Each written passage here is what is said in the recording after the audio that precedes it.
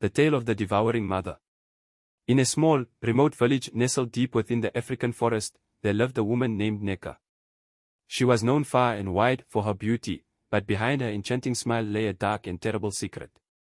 Neka had a peculiar habit. Each time she gave birth to a child, the villagers would eagerly await the celebration of a new life. But curiously, no one ever saw the children grow up.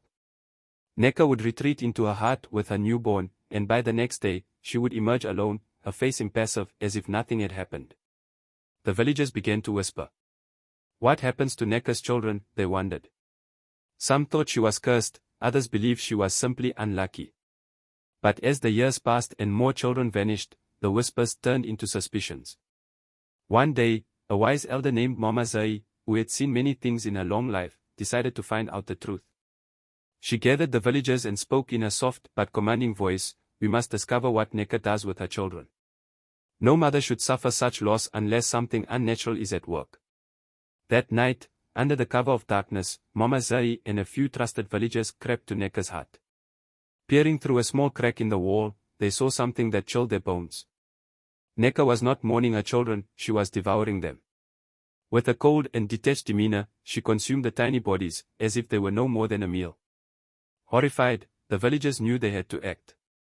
At dawn, they confronted Neka. Her once beautiful face twisted into a snarl as she realized her secret was out. The villagers, led by Mama Zai, seized her and decided that such an evil could only be dealt with in one way: banishment to the evil forest, a place where the wicked met their doom. The journey to the evil forest was long, and as Neka was dragged through the village, she cursed the villagers, her voice filled with venom. But the people were resolute, they had no place for a monster in their midst. In the heart of the evil forest, Neka was left alone, surrounded by towering trees and the eerie sounds of unseen creatures. As night fell, the forest came alive with malevolent energy. Spirits of the damned roamed freely, and among them were the souls of Neka's children, crying out in sorrow and pain. Neka, once fearless, began to tremble. The spirits of her children swirled around her, their voices filled with anguish. "Mother, why did you devour us?" they wailed. "Why did you not love us?" Desperate and terrified, Neka tried to flee, but the forest was unforgiving. The spirits of the children grew stronger, fueled by the anger and sorrow of their short lives. They called upon the evil spirits of the forest, who had long waited for a soul as dark as Neka's to enter their domain. The spirits descended upon Neka, their wrath unstoppable. She cried out, but there was no one to hear her pleas.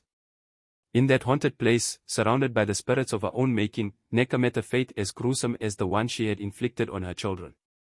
The villagers never saw Neka again, but the forest remained a place of fear and caution.